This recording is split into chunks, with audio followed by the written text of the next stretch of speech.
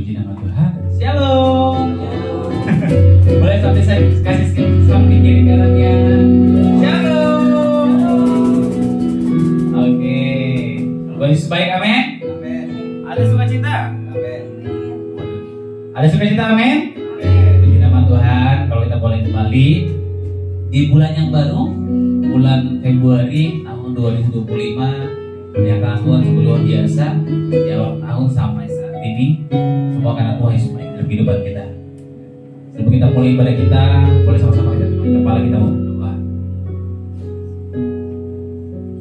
Terima kasih Bapak yang baik, yang mengucap syukur Tuhan buat hari ini Tuhan, buat kesempatan yang baru Tuhan, buat hari yang baru yang masih Kau berikan buat kami Bapak. Yang bersyukur Tuhan, yang punya Tuhan Allah yang baik. Yang bersyukur Tuhan, yang punya Tuhan Allah yang luar biasa. Kau ajaib Tuhan. Makasih Tuhan, makasih Bapak yang baik. Yang bersyukur Tuhan buat saat ini Tuhan. Kalau kami boleh kembali Tuhan di tempat ini Tuhan, yang mau berjumpa sama Kau Bapak yang baik, biar Kau yang puaskan dahaga hati kami Bapak. Yang boleh puas Tuhan di dalam Kau Bapak yang baik. Nanti kami puas Tuhan. Benar-benar Tuhan, kami enggak cuma sampai di sini saja Tuhan. Yang boleh mengalirkan Tuhan kepuasan itu Tuhan buat orang di sekitar kami Bapak yang baik, buat keluarga kami, orang-orang di sekitar kami Tuhan, teman-teman kami, rekan kerja kami Bapak yang baik. Ya Tuhan, melalui Engkau Tuhan yang ada dalam kehidupan kami Tuhan, kami boleh membawa Tuhan kepuasan dahaga yang lebih Tuhan buat orang di sekitar kami Bapak yang baik. Makasih Tuhan, makasih Bapak yang baik. Kami kebaskan Tuhan buat semua yang tidak berasal dan berapa di tempat ini Bapak yang baik. Dan kami undang Kau Tuhan, hadirat-Mu Tuhan mengalir Tuhan di tempat ini Tuhan, mengalir secara kuat Tuhan, mengalir secara keras Bapak yang baik, sehingga semua orang yang di tempat ini Tuhan boleh merasakan adanya Kau Tuhan, yang boleh dipuaskan Tuhan, yang boleh disegarkan Tuhan. Makasih Tuhan, makasih Bapak yang baik. Kami juga berdoa Tuhan buat seluruh jemaat-Mu Tuhan yang masih dalam perjalanan. Biar Engkau percepat langkah mereka Tuhan, boleh sampai tempat ini Tuhan dengan selamat Tuhan, tanpa kurang atau apapun Tuhan, yang boleh sama-sama puji dan menyembah Kau Tuhan di tempat ini. Bahkan seluruh jemaat-jemaat yang lain Tuhan, yang masih baru Tuhan, yang nanti akan Kau tumpahkan Tuhan di tempat ini Bapak yang baik. Yang percaya Tuhan Kau memberkati juga mereka Tuhan, boleh sadarkan mereka Tuhan untuk datang ke tempat ini, boleh kami sama-sama beribadah Bapak yang baik. Makasih Tuhan, makasih Bapak yang baik. Dalam kerjaan-Mu jalan kita Tuhan tempat ini Bapak yang baik.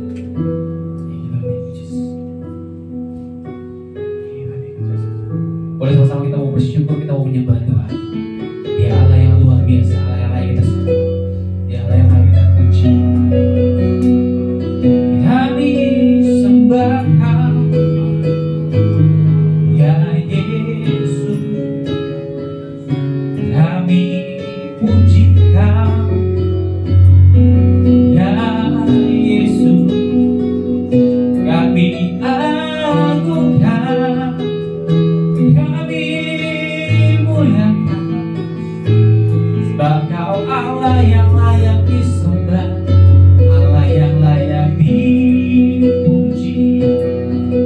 Segala pujian syukur bagi-Mu Yesus. Hormat kami naikkan, pengagungan kami naikkan padamu Tuhan.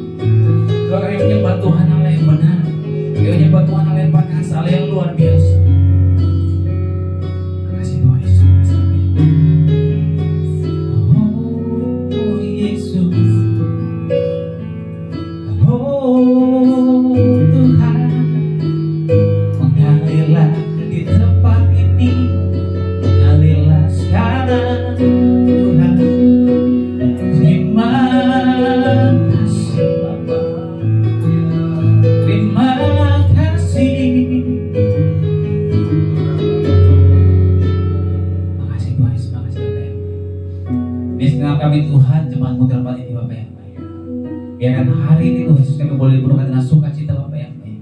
Kami boleh sadar Tuhan, kalau kami boleh ada Tuhan hari ini, semua karena kekuatan daripada Engkau saja Tuhan Yesus. Kami boleh sadar Tuhan, kalau hari ini Tuhan, kami boleh Tuhan semua karena Engkau Bapa yang baik. Biar sukacita surga Tuhan mengalir atas kehidupan kami Tuhan, tertanam Tuhan dalam kehidupan kami Bapa yang baik. Dan kami boleh dipenuhi dengan sukacita, kekuatan daripada Engkau Tuhan mengalir dalam kehidupan kami Tuhan. Makasih Tuhan, makasih Bapa yang baik.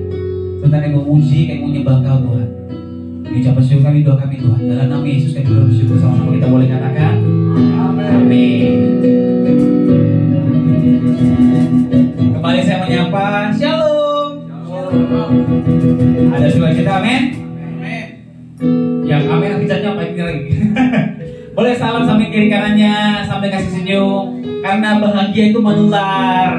Waduh, Tuhan Yesus baik. Kau tangan kiri sama tangan kiri. Tuhan Yesus baik. Haleluya. Oke, sekarang kita mulai berdiri. Kita punya Tuhan Yesus yang luar biasa dalam kehidupan kita. Kita menyembah Tuhan, kita mau bersorak-sorak dari Tuhan.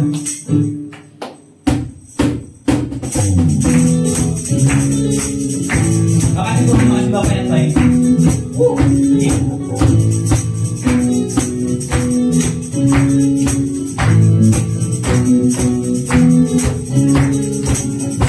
Sama-sama katakan, terima sukacita surga, itulah kekuatan bagi jiwa. Ku dapat rasakan kasih-Nya di tengah badai yang terima sukacita. Terima sukacita surga, itulah kekuatan bagi jiwa. Ku dapat saksikan kuasa-Nya, taklukan badai yang bergerak. Sama-sama katakan haleluya. Kau ada dalam hatiku, takkan patah semangatku, takkan hilang kekuatanku. Haleluya. Ku mau bersorak bagimu, sukacita surga nyata penuhiku. Sama-sama katakan, terima sukacita surga. Terima sukacita surga, itulah kekuatan bagi jiwa. Ku dapat rasakan di tengah badai yang bergelut. Terima sukacita surga, itulah kekuatan bagi. Ku dapat saksikan kuasa, taklukan badai yang sama-sama katakan haleluya. Kau ada dalam hati, takkan patah semangat, takkan hilang Tuhan, takkan hilang kekuatanku. Haleluya. Ku mau bersorak bagimu, sukacita surga nyata penuhiku. Haleluya. Haleluya. Kau ada dalam hatiku, takkan patah semangatku, takkan hilang kekuatanku. Haleluya. Ku mau bersorak bagimu, sukacita surga nyata penuhiku. Haleluya. Haleluya. Haleluya. Kau ada dalam hatiku, takkan patah Tuhan, takkan hilang Tuhan. Sama-sama katakan haleluya. Ku mau bersorak bagimu, sukacita surga nyata penuhiku. Haleluya. Kau ada dalam hatiku, takkan patah semangatku,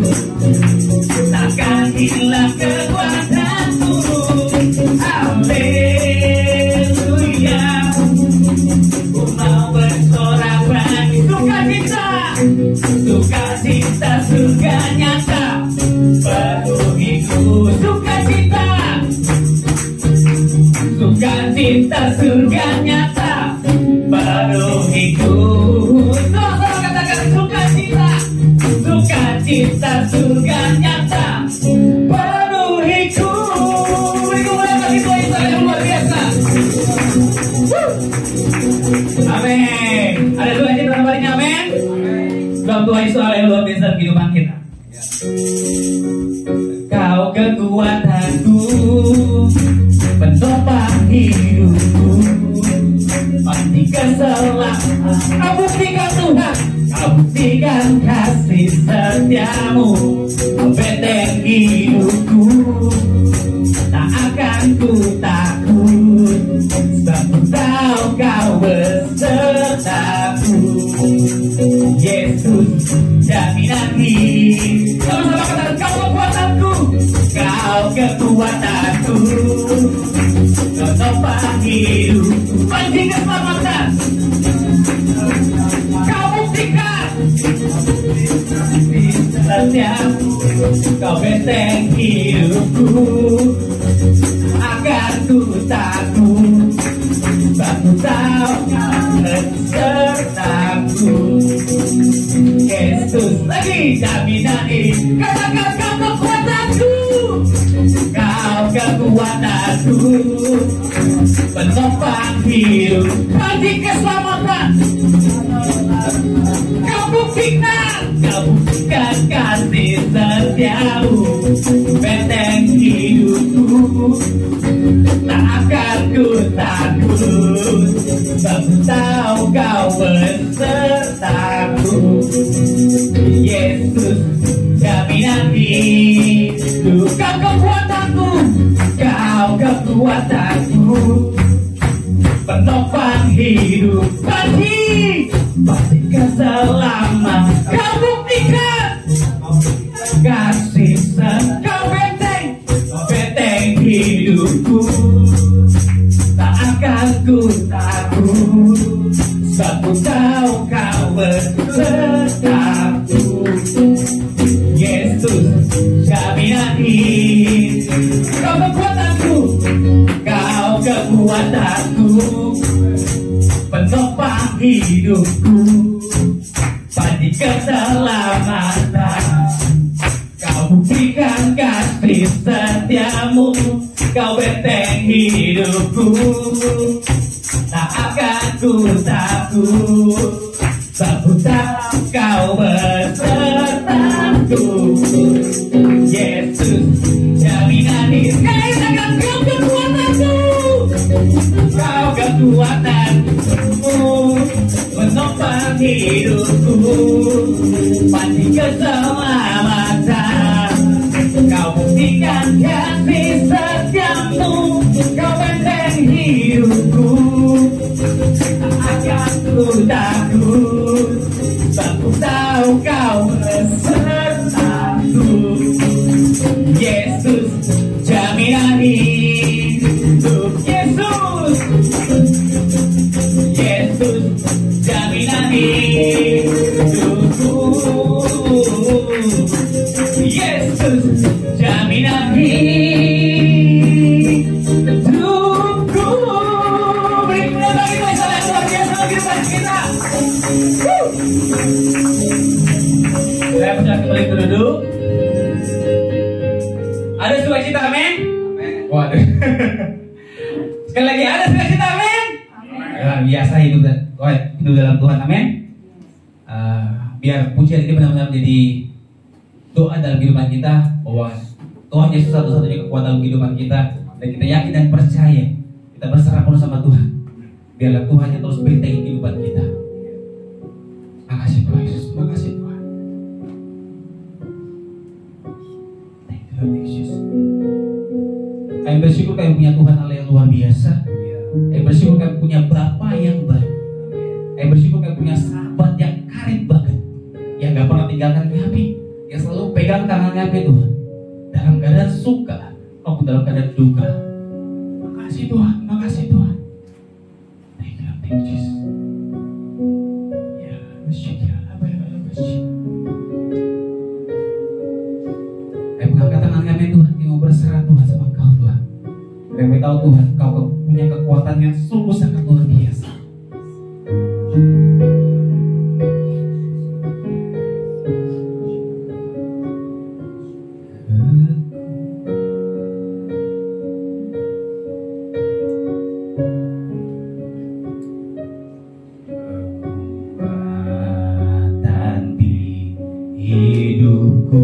Ku dapat dalam Yesus. Ku dapat dalam Yesus. Dia tak pernah tinggalkanku.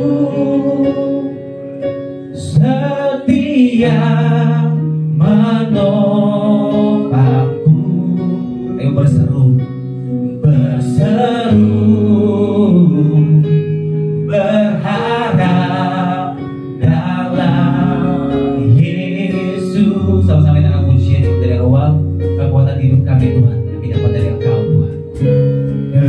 Kekuatan hidupku kami terima dari Engkau Tuhan. Dalam Yesus, Kau tak pernah tinggalkan kami. Kau tak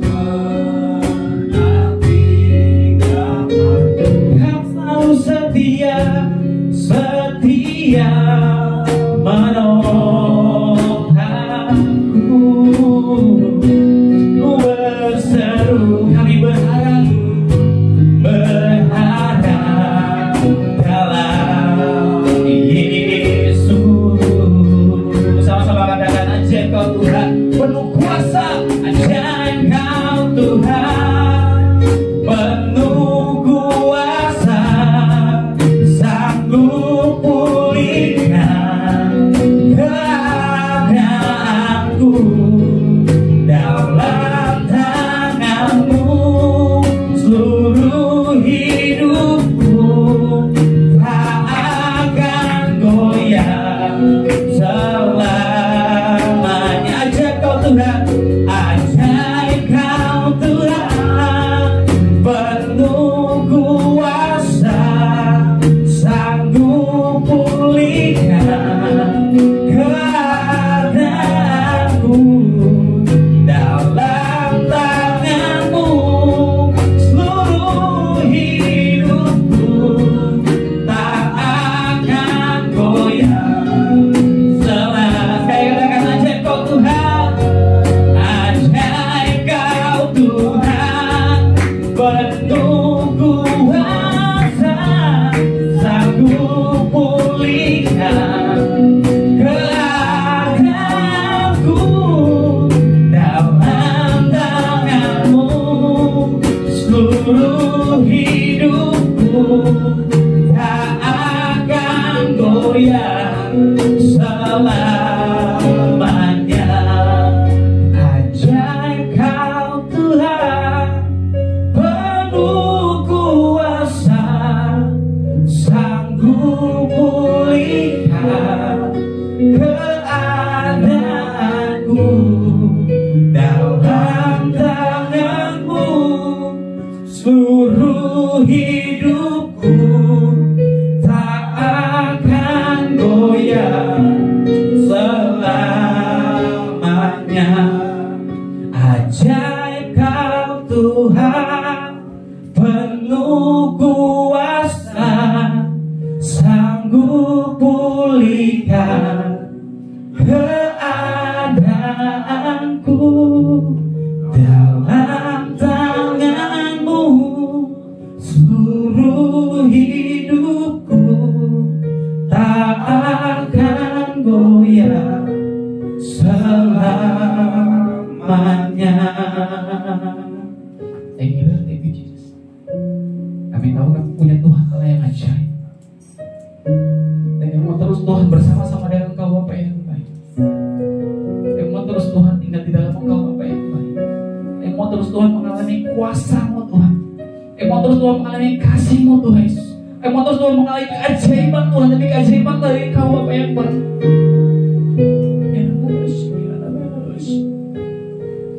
Memang katakan kami Tuhan yang mau berserah Tuhan sama Engkau Bapa yang baik. Tapi katakan kami punya Tuhan Allah yang ajaib. Tapi katakan kami punya Tuhan Allah yang luar biasa Tuhan, yang berserah pun sama Engkau Bapa yang baik. Ajar kami Tuhan untuk setia Tuhan. Masing-masing setiap hari Tuhan untuk ajar kami untuk setia Bapa yang baik. Kami tahu Tuhan setia itu bukan hal perkara yang mudah Tuhan. Bukan sekedar dari kata-kata Tuhan, tapi benar dari komitmen kami Bapa yang baik. Kami mau setia Tuhan di dalam Engkau Bapa yang baik. Meskipun kami gak dapat Tuhan apa yang sudah Kau janjikan dalam kehidupan kami Bapa yang baik. Meskipun kami gak dapat Tuhan apa yang sudah Kau mau berikan buat kami Bapa yang baik. Kami mau tetap setia Tuhan Yesus.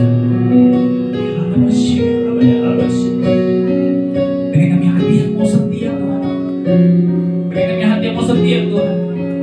Karena kami tahu Tuhan Kau sudah lebih dahulu setia Tuhan sama kami Bapa. Meskipun kami jauh Tuhan dari Engkau Tuhan, meskipun kami jatuh Tuhan dari Engkau Tuhan, tapi Kau tetap setia Tuhan dalam kehidupan kami Bapa yang baik.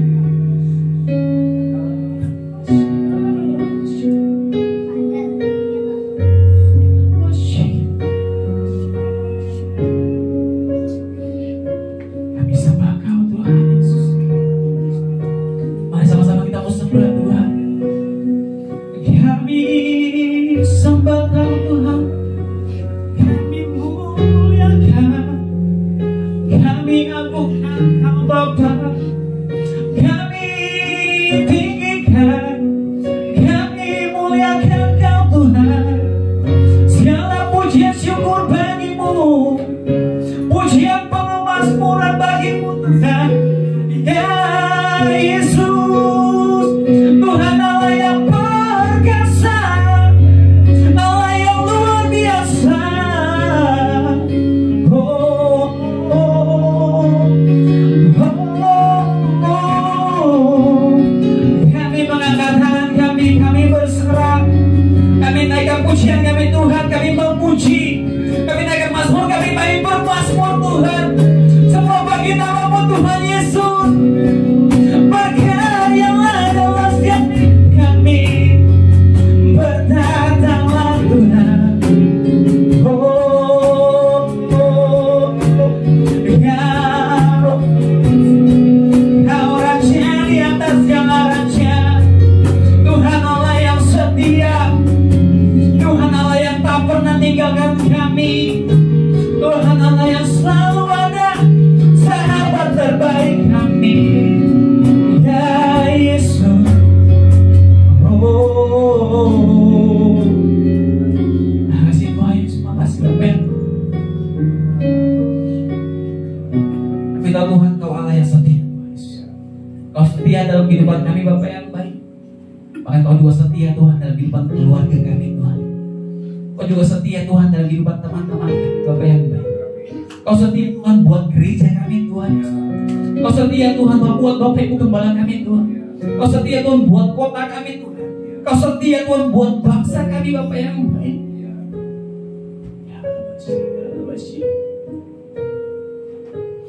Kau Allah yang setia Tuhan.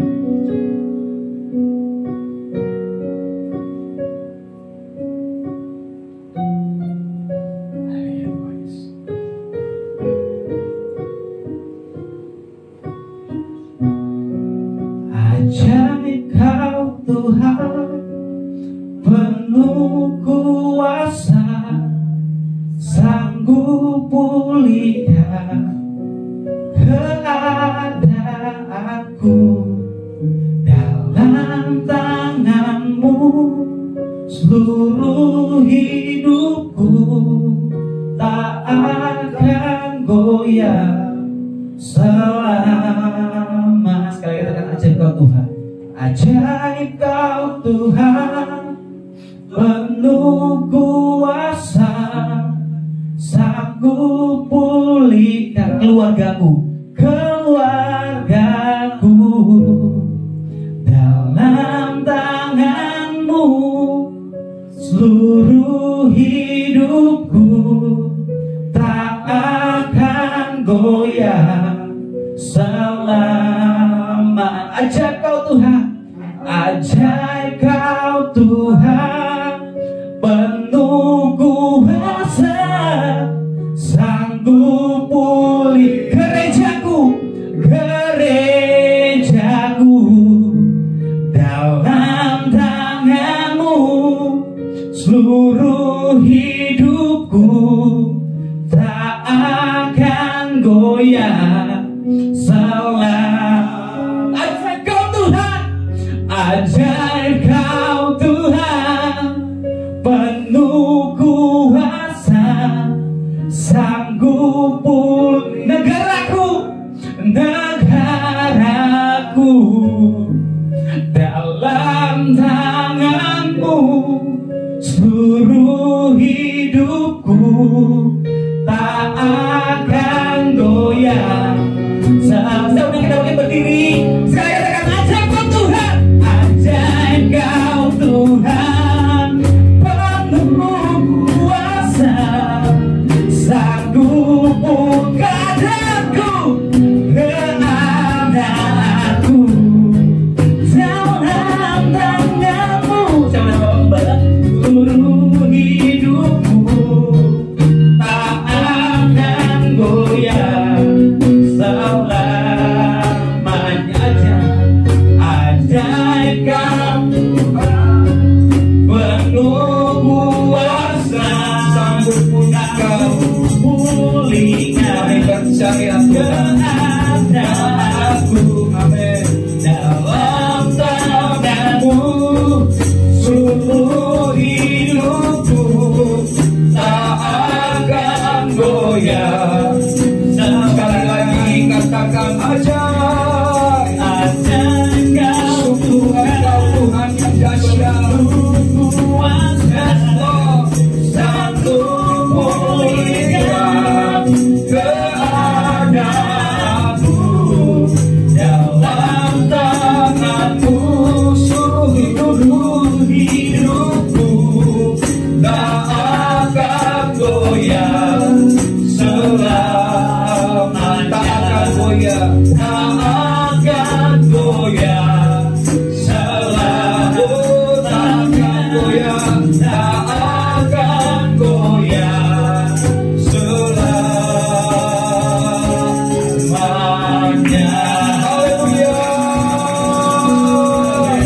Haleluya, haleluya. Kami percaya Tuhan, kami berharap hanya pada-Mu Tuhan, dan kami percaya orang yang mengandalkan Tuhan tidak akan pernah dikecewakan oleh-Mu Tuhan. Kami menyerahkan seluruh hidup kami.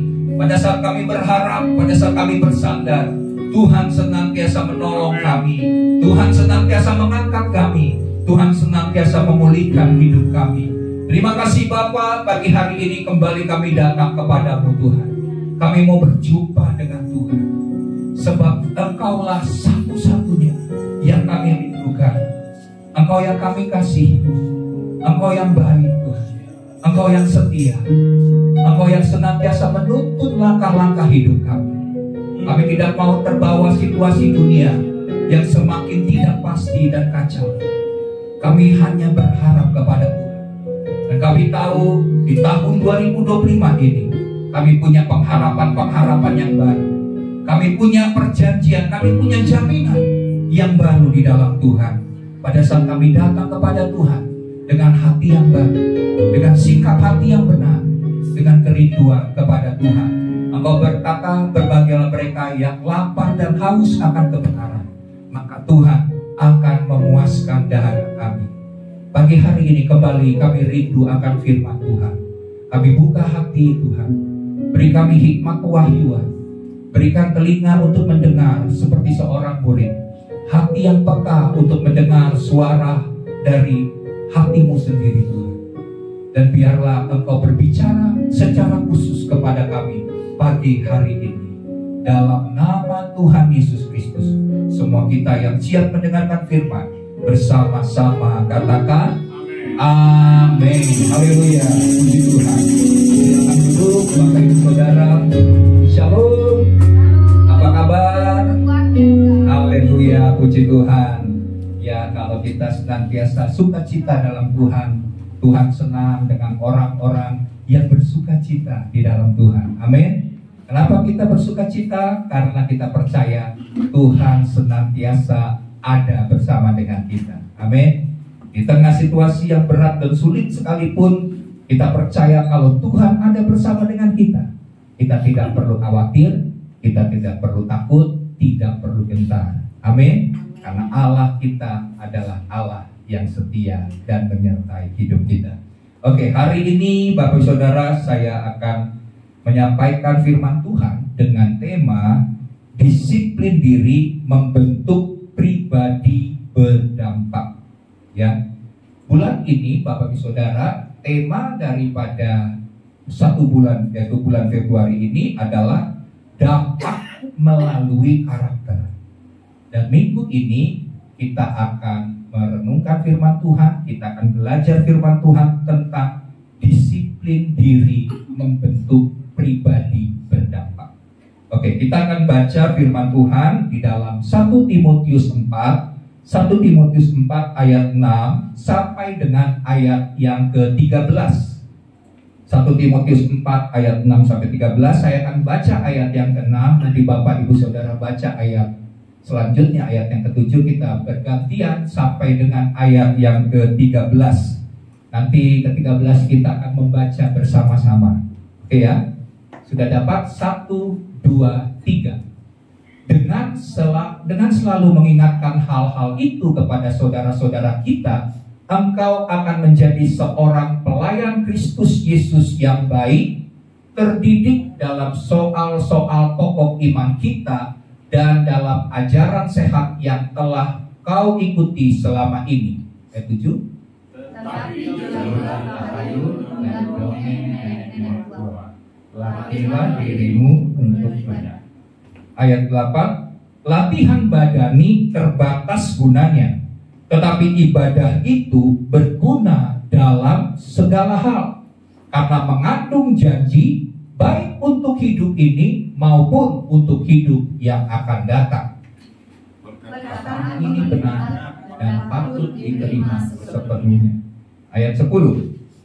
Itulah sebabnya kita berjerih payah dan berjuang, karena kita menaruh pengharapan kita kepada Allah yang hidup, juru selamat semua manusia, terutama mereka yang percaya. Ayat 11. Berkatakan dan ajarkanlah semuanya itu. Ayat 12. Janganlah seorang pun menganggap engkau rendah karena engkau muda.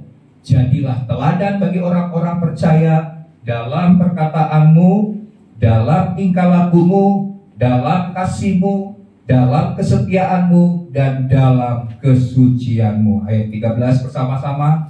Sementara itu sampai aku datang, bertekunlah dalam membaca kitab-kitab suci, dalam membangun dan dalam mengajar. Kita tahu ayat ini tulisan dari Rasul Paulus kepada anak didiknya yang bernama Timotius. Ya. Jadi gini, Bapak Saudara, ada sebuah pepatah yang mungkin Bapak Ibu Saudara pernah dengar. Pepatah ini mengatakan begini: kesuksesan itu dimulai dari disiplin diri. Pernah dengar kata-kata itu? Kesuksesan itu dimulai dari disiplin diri kita. Apa arti pepatah ini? Artinya di sini disiplin diri itu sebagai fondasi atau sebagai kunci bagi seseorang untuk mencapai atau meraih kesuksesan. Amin. Dengan kata lain, sebenarnya orang-orang yang sukses itu hidupnya pasti hidup dalam disiplin. Ya. Jadi tidak ada orang yang sukses tidak hidup dalam disiplin. Mungkin kita punya bakat, kita punya kecerdasan, kita punya keterampilan, ya. Tetapi kalau itu semua kita punya, itu belum cukup untuk membuat kita mencapai kesuksesan. Ya. disiplin diri, maka kesuksesan yang ingin kita raih itu semua hanya menjadi angan-angan belaka. Tetapi orang yang memiliki disiplin diri dalam hidupnya, maka orang itu akan menjadi orang yang berhasil, orang yang sukses. Impian-impiannya akan menjadi kenyataan. Ya, ini kita bicara dulu tentang orang sukses. Nah, sekarang tema kita adalah tentang pribadi yang berdampak. Pertanyaannya, apa perbedaan dari orang sukses dengan orang berdampak atau pribadi yang berdampak? Kira-kira sama nggak? Ya mirip-mirip lah ya. Memiliki kesamaan, tapi tidak selalu sama. Betul ya? Jelas ya? Apa perbedaannya?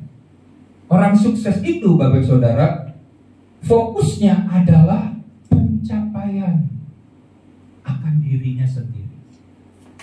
Dia mencakup misalnya pencapaian dalam kekayaan, dalam karir, kemudian dalam pendidikan, dalam status sosial juga. Itu orang-orang yang sukses. Dia ingin mencapai, fokusnya itu adalah pencapaian. Dan ukuran keberhasilan dari seorang yang sukses itu berdasarkan rata-rata adalah materi dan pengakuan dari orang lain. Jadi orang akan melihat, kita akan berkata bahwa orang itu sukses kalau ada orang-orang itu mengakui bahwa dia adalah orang yang berhasil dan sukses. Nah, pribadi yang berdampak ini berbeda, Bapak Saudara ya. Perbedaannya dalam hal fokus. Fokusnya adalah untuk hidupnya itu berkontribusi bagi sesama manusia. Dia berharap bahwa hidupnya ini sungguh-sungguh membawa dampak. Jadi kehadirannya itu dapat membawa pengaruh yang positif, pengaruh yang lebih baik bagi orang lain atau lingkungan di mana dia berada. Itu adalah pribadi yang berdampak, fokusnya demikian. Dan ukuran keberhasilan dari orang yang berdampak itu adalah dia bukan hanya bicara tentang apa yang dia bisa capai, nggak sampai di situ, tetapi seberapa besar manfaat dirinya itu bagi orang lain. Ya, jadi Bapak Saudara, saya percaya Tuhan tidak hanya menginginkan kita sukses. Amin. Tapi Tuhan mau setiap kita yang memiliki anugerah daripada Tuhan bukan hanya sukses, tapi hidupnya berdampak, memberi pengaruh yang baik, positif kepada orang lain, lingkungan di mana kita berada. Itulah panggilan setiap orang Kristen. Hidupnya harus memberi dampak. Dan untuk menjadi orang yang berdampak, ada salah satu hal kunci, yaitu punya disiplin diri. Itu kunci daripada kesuksesan dan menjadi pribadi yang berdampak. Jadi dengan kata lain saya mau katakan bahwa kesuksesan terbaik adalah menjadi pribadi yang berdampak. Orang bisa menjadi sukses, tapi belum tentu bisa berdampak. Tapi orang yang berdampak itu sudah bisa disebut sebagai orang yang berhasil, orang yang sukses. Sekalipun bukan orang yang kaya raya. Ya, ukurannya bukan di situ. Tapi berdampak. Tentunya kalau kita hidup dalam kekayaan yang berlimpah, pengaruhnya untuk berdampak itu lebih besar, ya. Tapi Tuhan menginginkan kita berdampak dengan semua talenta yang Tuhan sudah beri. Ada yang diberi 1, ada yang diberi 2, ada yang diberi 5. Yang 5 dampaknya lebih besar daripada yang 2 tentunya, apalagi dengan yang 1. Tapi bagi Tuhan itu gak penting berapa banyak yang aku sudah berikan, tapi seberapa besar yang dapat kita bagi bagikan, salurkan, atau kita kembangkan. Ya, nah jadi di sini kita lihat bahwa dalam kekristenan disiplin itu bicara tentang apa? Bicara tentang ketaatan yang konsisten terhadap ajaran dan nilai-nilai Alkitab. Ya, bahasa yang tertulis demikian, tapi bahasa sederhananya adalah seperti itu. Ketaatan yang konsisten terhadap ajaran dan nilai-nilai Alkitab. Contohnya begini. Kita berkata bahwa firman Tuhan itu adalah pedoman hidup. Amin. Nah, kalau kita menjadikan firman Tuhan itu sebagai pedoman hidup, apa yang harus kita lakukan? Pertama, tentunya kita harus mendisiplin diri untuk membaca firman. Amin. Karena kita tahu firman Tuhan itu adalah pedoman. Bagaimana kita tahu dia bisa menjadi pedoman atau mengarahkan hidup kita kalau kita tidak pernah membaca firman Tuhan. Setelah kita membaca, apa yang kita perlu lakukan? Merenungkan. Amin. Renungkan firman Tuhan siang dan malam. Maka kau akan menjadi orang yang berhasil dan beruntung, kata firman. Setelah merenungkan, apa yang perlu kita lakukan? Sudah baca, sudah renungkan, mempraktekkan atau melakukan firman Tuhan. Jadi jangan hanya berhenti sampai di membaca dan merenungkan. Kita tidak akan pernah menjadikan firman itu berkuasa hidup atas kehidupan kita tanpa kita melakukan firman. Maka kita akan menjadi orang-orang yang berbahagia. Karena firman Tuhan berkata orang yang berbahagia itu bukan orang yang hanya mendengar firman Tuhan tapi melakukan. Ya, kalau kita tahu sebuah kebenaran, hari ini kita mau tangkap kebenaran itu dan kita mau Tuhan, setelah ini saya mau lakukan. Jangan kita dengar firman Tuhan tapi kita bilang, wah ini kayaknya terlalu sulit Tuhan, saya nggak bisa lakukan. Saya mau yang lama aja, yang seperti dulu. Itu akan membuat kita tidak pernah bisa bertumbuh karena kita tidak menjadi orang yang melakukan firman Tuhan. Ya, jadi di sini pentingnya kita kalau menjadikan firman Tuhan itu kita sampai melakukan. Di sini perlu konsistensi dalam membaca, merenungkan dan melakukan firman Tuhan. Perlu disiplin. Contohnya untuk hidup benar dan hidup jujur. Amin. Contoh kan dikatakan nilai-nilai ya. Ajaran dan nilai-nilai dari Alkitab. Ajaran dan nilai-nilai dari Alkitab contohnya adalah bersikap benar dan hidup dalam kejujuran. Nah, kalau kita tahu bahwa kita harus disiplin dalam hidup jujur itu kan teruji pada waktu kapan? Pada waktu kita diawasi atau tidak diawasi, betul kan? Seseorang akan hidup jujur kalau dia diawasi. Nah, itu umumnya begitu. Tetapi kalau tidak diawasi, dia tetap hidup jujur, berarti itu adalah orang yang berdisiplin. Itu baru benar-benar jujur, berintegritas. Ya, tapi kalau hanya diawasi kan banyak kan orang sekarang begitu ya, lebih takut CCTV daripada takut kepada Tuhan gitu kan, karena ada yang ngawasi. Padahal Tuhan itu ngawasi sejak dari hal-hal yang nggak kelihatan oleh CCTV sekalipun, betul? Sampai ke dalam hati kita, dia tahu, dia menyelidiki hati kita sampai kedalamannya. Jadi di sini kita perlu untuk takut akan Tuhan. Hidup setia, hidup jujur, hidup benar di hadapan Tuhan, supaya kita akan mendapatkan upah yang daripada Tuhan, ya, dan menyenangkan hati Tuhan. Kolose 3 ayat 23 berkata apa? Kita akan baca ya. Ya, firman Tuhan berkata Kolose 3 23 sampai 24 ayat 23 saja, sorry.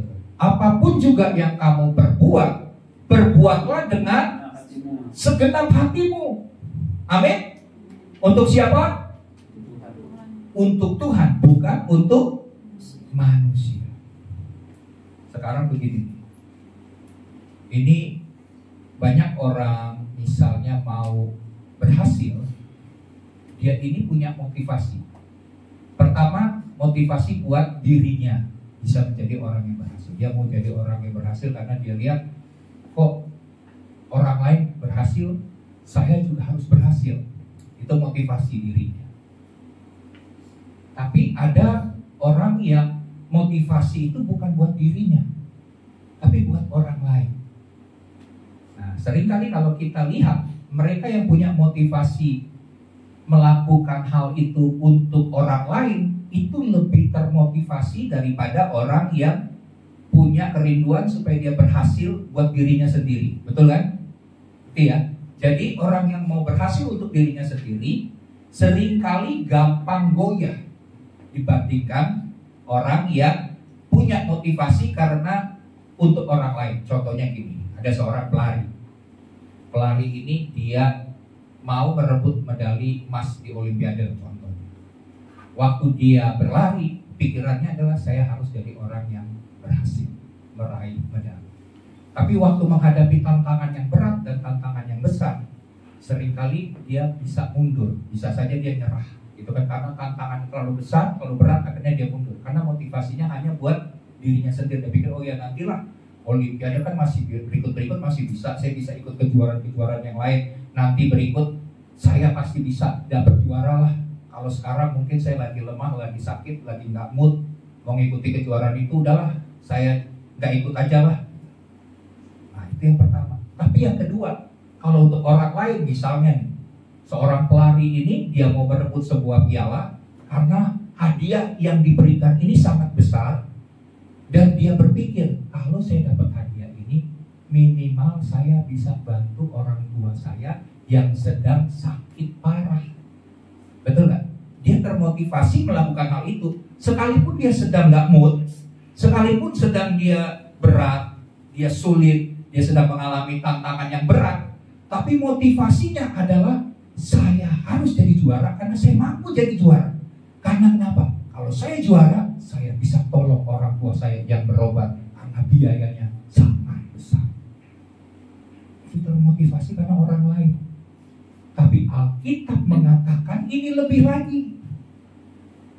Alkitab katakan perbuatlah segala sesuatu, lakukanlah segala sesuatu bukan untuk manusia, tapi untuk siapa? Tuhan. Loh, nilainya lebih tinggi mana, manusia atau Tuhan? Tuhan kan? Nah kalau kita tahu itu nilainya kekal untuk Tuhan, jadi dalam melakukan segala sesuatu motivasinya adalah bukan buat manusia, bukan buat keluarga, bukan buat orang lain sebenarnya, tapi buat Tuhan. Sebenarnya yang dapat untung ini bukan Tuhan, betul kan? Yang untung ini adalah diri kita sendiri.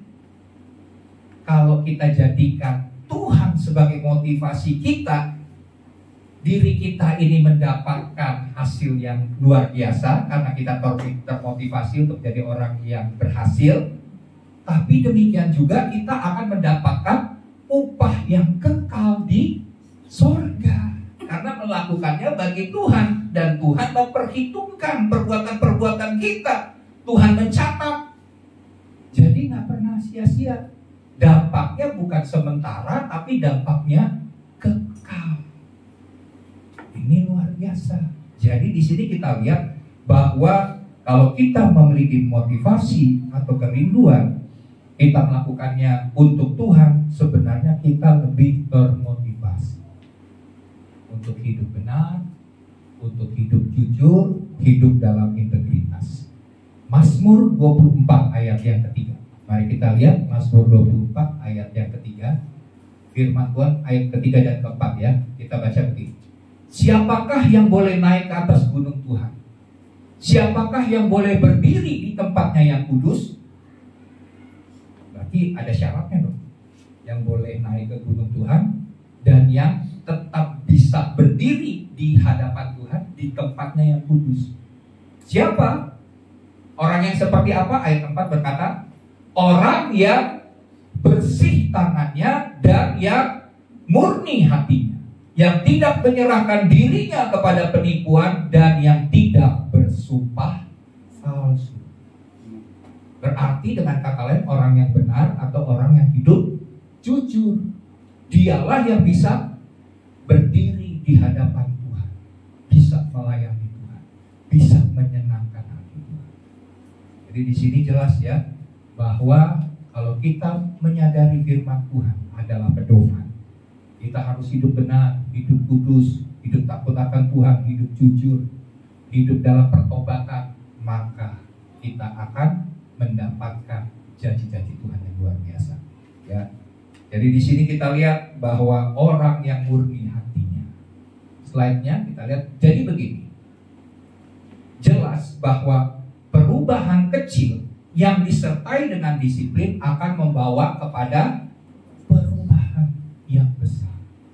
Mestinya kita berpikir, siapa yang pernah berpikir untuk 5 tahun ke depan saya akan jadi apa?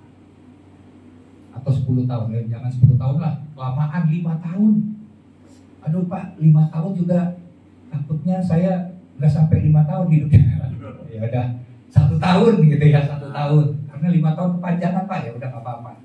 Kira-kira 1 tahun ke depan kita mau jadi seperti apa? Terus kalau kita jadi seperti itu, kira-kira dengan kehidupan kita yang sekarang, bisa nggak kita jadi seperti yang kita inginkan dan kita harapkan untuk 1 tahun ke depan? Bisa nggak jadi seperti itu? Kalau kita melihat bahwa itu kayaknya untuk 1 tahun ke depan dengan hidup saya yang seperti begini, apa yang saya rindukan, saya cita-citakan, kayaknya nggak akan bisa. Nah kalau nggak akan bisa, berarti harus ada perubahan. Amin. Karena kalau nggak berubah, kita tetap seperti sekarang, hidup kita biasa-biasa saja. Untuk 1 tahun ke depan kita punya target, kita tidak bisa mencapai karena kita biasa-biasa saja. Tapi untuk mencapai 1 tahun ke depan yang lebih baik, kita harus berubah. Amin. Berubahnya bisa banyak. Perubahan-perubahan kecil aja yang bisa kita buat. Contohnya, contoh nih, soal kesehatan aja nih. Sehat, kira-kira apa yang kita perlu lakukan supaya kita sehat? Di sini siapa yang rajin berolahraga? Makanya pada ini gimana Pak, olahraga tuh apa sih Pak ya kan? Kalau cuci piring olahraga nggak Pak? Oh ya pokoknya sesuatu yang bisa membuat tubuh kita jadi lebih fit, lebih sehat. Mau cuci piring, kalau cuma 5 ya bukan olahraga itu ya. Kalau 1000, 2000 mungkin olahraga gitu ya. Nah, jadi Bapak Saudara, kalau kita berpikir kita mau sehat, tapi kita tidak berubah dengan perbuatan kecil, misalnya untuk jadi sehat kita berolahraga 1, dan kita makan makanan yang sehat. Kalau kita makanannya masih nggak sehat, tapi kita mau jadi orang yang sehat, kira-kira bisa nggak? Nggak akan bisa, betul kan? Mungkin penyakit-penyakit kita itu timbul oleh karena makanan kita yang dahulu yang tidak sehat, sehingga kita penuh dengan penyakit. Misalnya banyak penyakit karena kita sudah menimbun sejak lama. Jadi yang harus kita lakukan berubah dengan hal kecil, hidup sehat. Itu contoh. Jadi perubahan kecil, saya percaya 1 tahun kemudian kita melakukan hal untuk hidup sehat, gaya hidup sehat, 1 tahun kemudian kita jadi orang sehat. Jadi orang sehat. Ya, jadi orang sehat. Jangan bilang, Pak, tapi udah orang olahraga, udah makanan sehat, udah gaya hidup sehat, mati juga Pak. Ya itu urusan mati, bukan urusan sehat nggak sehat gitu ya. Orang sehat aja bisa dipanggil Tuhan, apalagi yang nggak sehat gitu kan. Hidupnya lebih singkat gitu ya. Nah, jadi di sini kita harus mulai berubah dengan hal-hal yang kecil. Nah, nasihat Paulus kepada Timotius tentang disiplin, karena disiplin itu bagi kekristenan adalah ketaatan yang konsisten terhadap ajaran dan nilai-nilai Alkitab. Yang pertama kita akan lihat disiplin yang pertama yang diajarkan Paulus kepada Timotius, 1, disiplin dalam ajaran. Kita harus melihat ajaran-ajaran yang kita terima. Kalau ajarannya tidak benar, tidak sehat, maka yang kita dapatkan juga tentunya yang akan keluar dari hidup kita adalah tidak sehat, tidak benar. Tapi waktu kita terima ajaran yang sehat, kita juga akan menjadi orang yang sehat secara rohani. Nah, salah satu tugas Timotius adalah untuk menghadapi ajaran sesat yang mengancam jemaat. Jadi pada waktu itu yang dialami oleh jemaat adalah ada orang yang mengajarkan bahwa keselamatan itu melalui pengetahuan rahasia. Jadi bukan iman kepada Yesus Kristus. Nah, Timotius diperhadapkan dengan hal demikian. Jadi dia bertanggung jawab supaya jemaat sadar bahwa keselamatan itu oleh iman kepada Yesus. Kemudian pada waktu itu ada orang yang mengajarkan dalam jemaat tentang menolak kebangkitan tubuh. Jadi mereka berpikir gini, oh nggak ada tuh kebangkitan tubuh secara fisik. Nah, Timotius harus mengajarkan jemaat tentang ada kebangkitan tubuh. Kita semua akan bangkit ya, walaupun nanti kita mati, tapi pada nafiri ditiup, seluruh orang mati akan bangkit. Jadi ada kebangkitan tubuh. Kemudian pada waktu itu ada orang yang melarang menikah. Jadi, wah nggak boleh, kalau mau hidup benar, hidup suci, nggak boleh nikah. Demikian juga ada yang melarang makanan tertentu. Karena kalau makan makanan tertentu ini, yang dilarang ini, hidupnya nggak jadi suci. Ya, makan misalnya, kalau misalnya pemahaman ada tuh ya, agama lain ya, misalnya sapi nggak boleh dimakan. Lewat aja harus nggak boleh, kalau dia berhenti ya kita juga ikut berhenti, misalnya contohnya seperti itu, apalagi dimakan gitu kan. Nah itu tidak boleh, apalagi yang enak-enak itu ya, yang B2 isa. Nah jadi nggak boleh dimakan, ada larangan-larangan demikian. Kemudian misalnya banyak kesalahan penafsiran hukum Taurat.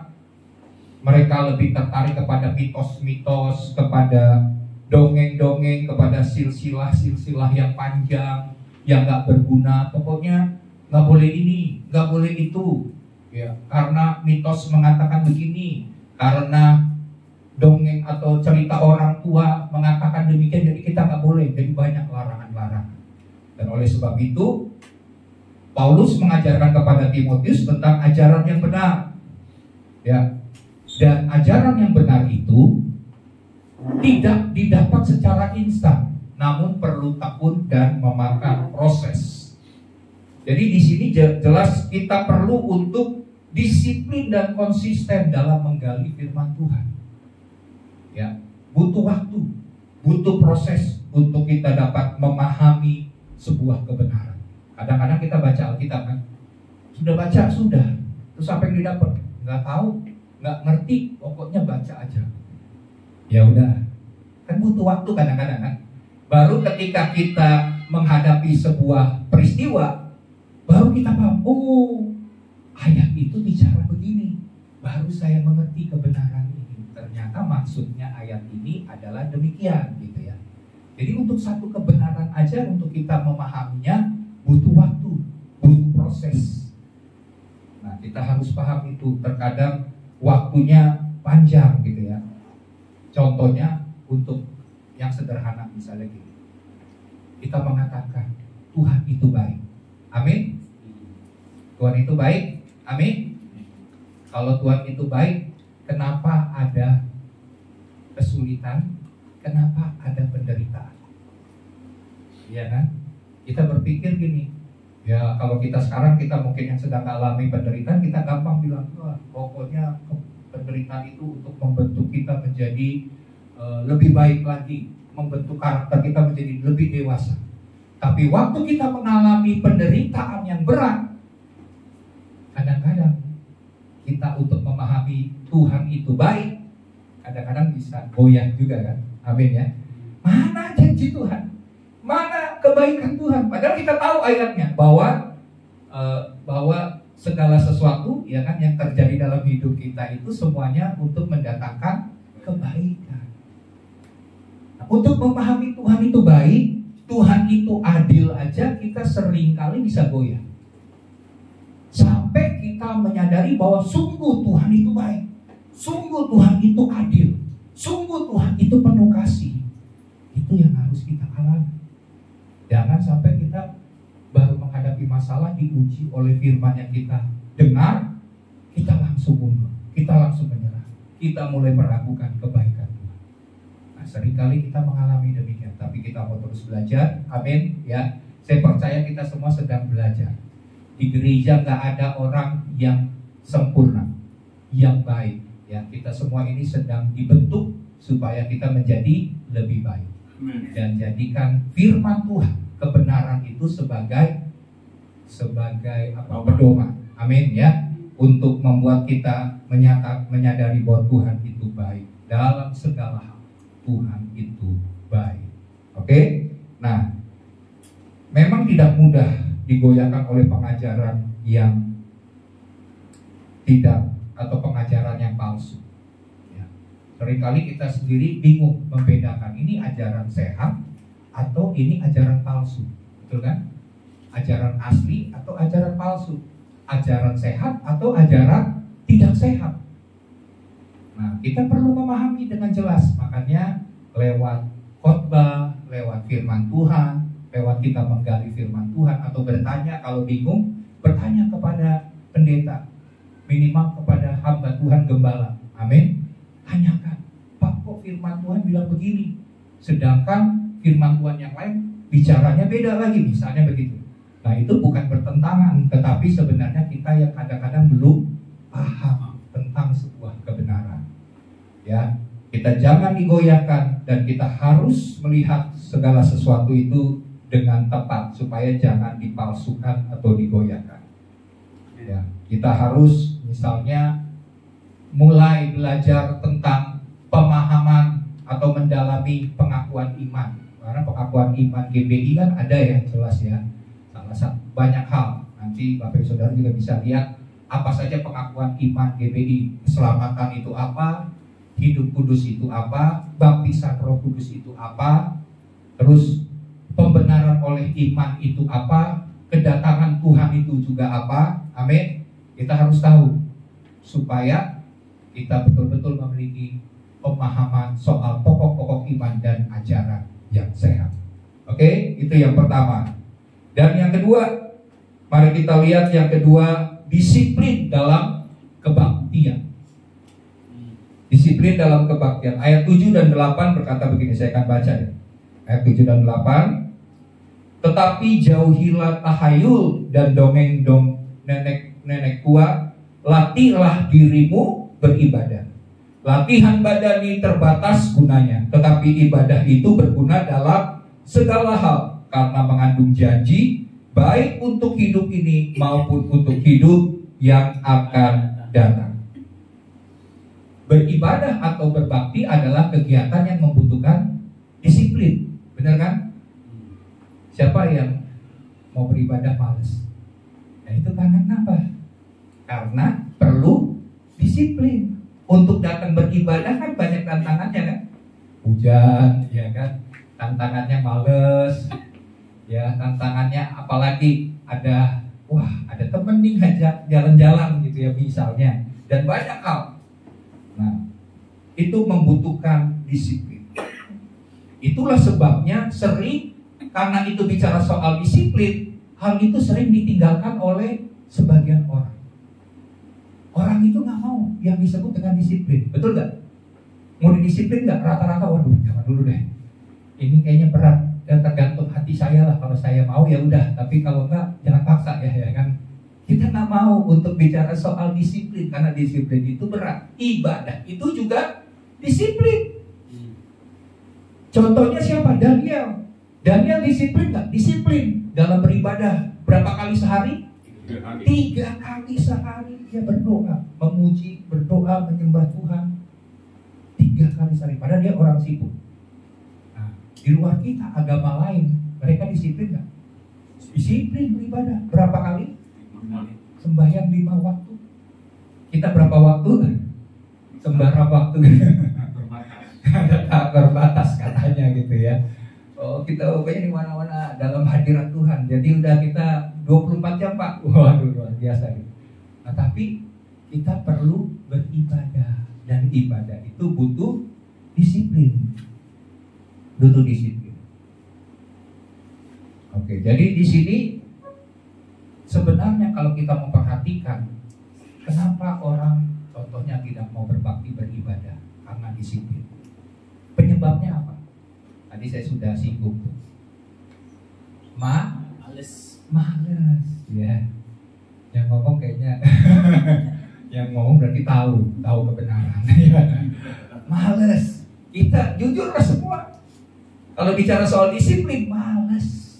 Olahraga, misalnya lebih semangat soal mau hidup sehat nih. Biasanya semangatnya itu orang bilang ada istilah apa? Panas-panas kayak ayam gitu ya. Jadi awal-awal doang semangat olahraga gitu. Waduh, ini setelah itu kok badan baru 1-2 hari kok badan agak periang gitu ya. Kok sakit-sakit nih tubuh.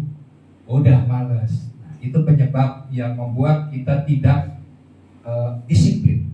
Sikap malas. Dan daging itu kalau tidak nyaman, dia tidak mau bergerak. Jadi penyebabnya males dan tidak nyaman bagi keinginan daging kita. Ibadah itu, mengapa sebagian orang tidak mau beribadah? Karena males dan tidak nyaman bagi keinginan daging. Nah, ya. Padahal ibadah itu, firman Tuhan katakan, ibadah itu bisa memuaskan, bahkan menguatkan keinginan roh. Roh kita akan semakin kuat waktu kita beribadah. Itu yang harus kita pengerti. Jadi waktu roh kita kuat, keinginan daging kita akan semakin mati. Keinginan roh makin hidup, makin bertambah kuat, keinginan daging akan semakin mati. Itulah pentingnya kita beribadah. Jadi untuk membuat kita rajin dan disiplin dalam beribadah, yang harus kita lakukan adalah mulai mengubah pola pikir. Alkitab luar biasa. Alkitab mengajarkan supaya kita merubah pola pikir kita tentang ibadah. Kalau enggak, kita akan males, kita akan nyaman dengan keinginan daging. Yang harus kita rubah tentang pola pikir dalam beribadah adalah ibadah itu mengandung apa? Janji. Amin. Untuk hidup ini maupun untuk hidup yang akan datang.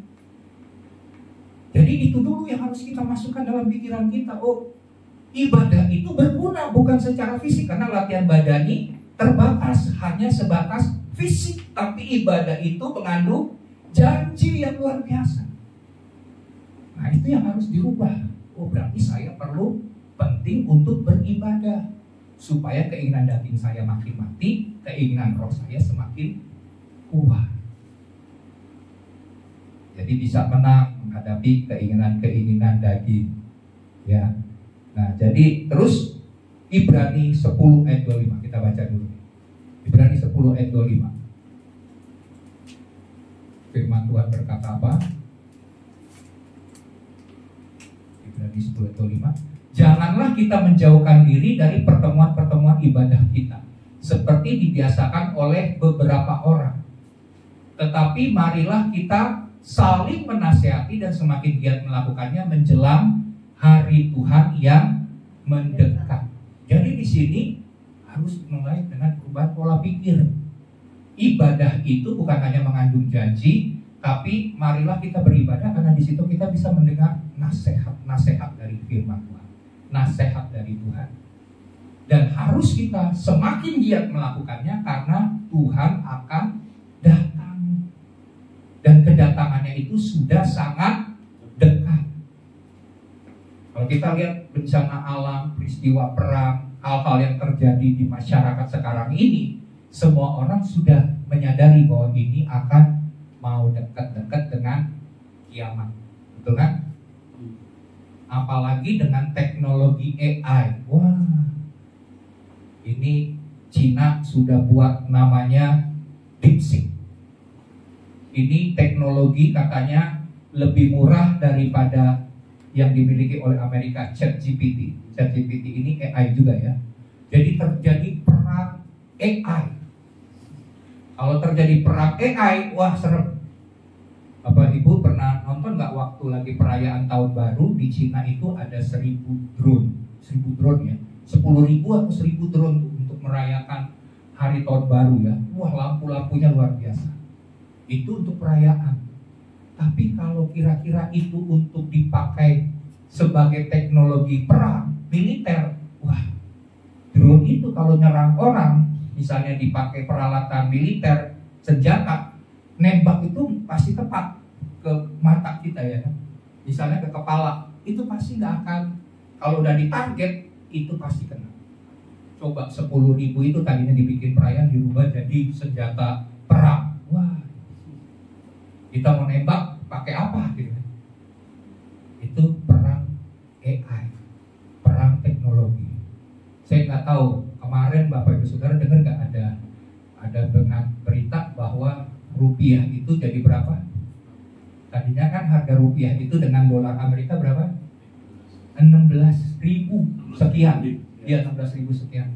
Tapi kemarin orang-orang yang lagi main trading, main saham kaget. Karena kenapa? Tahu-tahu rupiah terhadap dolar berapa? Dolar terhadap rupiah, 1 dolar itu harganya jadi 8.100. Pada kaget semua. Wah, akhirnya ada yang tanya, ini Google kenapa nih? Google akui ada kekeliruan, ada kesalahan. Kira-kira itu bagaimana, Bapak? Ini kebetulan atau iya Bapak Ibu Saudara yang jawab sendiri ya kan? Nggak ngerti masalahnya. Terus ada lagi pesawat Amerika, pesawat Airlines Amerika, tiba-tiba bisa tabrakan dengan pesawat helikopter perang dari Amerika. Tabrakan. Itu cuma sekali udah kebetulan. Beberapa hari kemudian tabrakan lagi. Pesawat sampai orang Amerika ini pada ketakutan nih beberapa hari terakhir, nanti lihat koran. Ini kebetulan atau kenapa? Ingat, ini sedang masuk perang. Kita sedang masuk perang. Nah, kalau AI aja dimasukin, wah kita akan tahu sebenarnya data-data kita ini semuanya sudah ada, sudah bisa dilihat. Ya, jadi kita ini kemana-mana bisa diawasi. Nah, jadi sebegitu dekatnya hari kedatangan Tuhan. Karena nanti kita nggak bisa bedakan. Kalau AI kan pernah dengar nggak? Deepfake. Pernah tahu deepfake atau deepface? Deepfake. Jadi gini, ada orang jahat bisa melakukan deepfake ini, dia itu bisa membuat orang yang mau ditipu dengan memakai wajah orang yang kita kenal. Misalnya orang yang mau ditipu ini pengusaha, dia bisa buat wajah, suara yang mirip dengan anaknya. Makanya kan beberapa Instagramable ini yang kaya-kaya raya itu pada takut foto anaknya itu kalau bisa di-blurring gitu ya. Karena takut nanti mukanya, suaranya, semuanya itu bisa dipakai oleh penipu untuk apa misalnya? Untuk minta duit. Pada takut. Nah, coba bayangkan ke depannya. Saya lagi ngomong, orang presiden aja lagi ngomong pidato ya, bisa berubah bahasa jadi bahasa Cincang yang jadi bahasa Cina gitu ya. Padahal wah fasih banget Presiden Jokowi bisa pakai bahasa Cina. Ternyata itu hanyalah AI. Nanti berikut kita nggak bisa bedain. Ini AI-nya misalnya Bapak Pendeta yang ngomong atau Bapak Pendeta sendiri yang ngomong. Bingung ini AI atau orang asli nih, manusia asli. Makanya di sekarang ini kan Google kan harus didata dulu ini manusia beneran atau bukan gitu kan. Harus ada emailnya untuk menentukan bahwa ini orang manusia bukan AI. Nah, bahaya kan kalau sampai nggak bisa bedain. Bahkan AI itu bisa membuat orang itu bilang gini, yang palsu itu orang yang sebenarnya. Yang AI itu yang benar. AI bisa buat begitu. Dengan semakin canggihnya teknologi, itu sangat-sangat menyeramkan. Jadi apa yang kita harus tahu? Makanya perlu beribadah. Amin. Supaya kita dinasehati. Kedatangan Tuhan sudah dekat. Kita harus mempersiapkannya. Oke, itu yang kedua. Jadi di sini kita lihat bahwa kita harus semakin dekat menjelang kedatangan Tuhan. Kata ibadah itu berarti saleh, hidup saleh.